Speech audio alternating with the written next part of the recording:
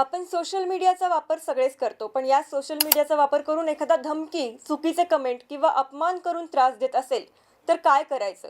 आज मी तुम्हाला याबद्दलच काही नियम आणि दंड सांगणार आहे.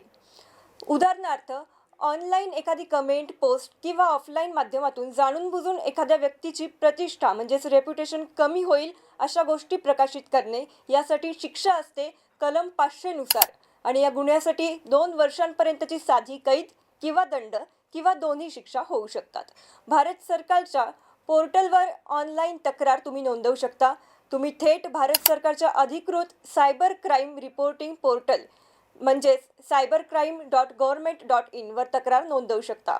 हे पोर्टल गुमनाम तक्रारींना देखील स्वीकारते, पण कारवाईसाठी नाव आणि संपर्क देणे अतिशय आवश्यक आहे.